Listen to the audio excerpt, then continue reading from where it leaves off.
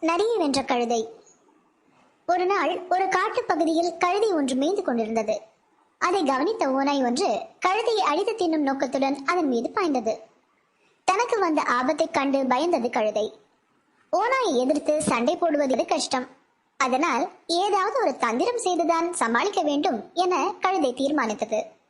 ஓநாயின் பாய்ச்சலின் போது சற்று விலகி கொண்டு, ஓநாயாரே, உம்முடைய வலிமையின் முன்னால் நான் எம்மாத்திரம்? நான் இன்று உமக்கு இரையாகப் போவது உறுதி. இதை யாராலும் தடுக்க முடியாது. நானும் உமக்கு இரையாக தயாராக இருக்கிறேன். அதற்கு முன்னால் நான் சொல்லக்கூடிய விஷயத்தை தயவு செய்து கேட்க வேண்டும் என வேண்டிக் கொண்டது. நீ என்ன சொல்ல விரும்புகிறாயோ அதை சீக்கிரம் சொல் என்றது ஓநாய். ஓநாயாரே, என் காலில் பெரிய முள் ஒன்று குத்திவிட்டது. முள்ளை எடுக்க நான் எவ்வளவோ முயற்சி செய்தும் முடியவில்லை. காலில் முள் உள்ள நிலையில் நீங்கள் என்னை அடித்து சாப்பிட்டால் அந்த முள் உங்கள் தொண்டையில் மாட்டிக்கொள்ளும். அது உமக்கு கடுமையான வேதனையை தருவதுடன் உங்கள் உயிரையும் வாங்கிவிடும். அதனால் முதலில் என் காலில் இருக்கும் முள்ளை எடுத்துவிட்டு பிறகு நீர் என்னை அடித்து தின்பதில் எனக்கு எந்த ஆட்சேபனையும் இல்லை என கழுதை கூறியது. ஓநாயும் ஒத்துக்கொண்டது.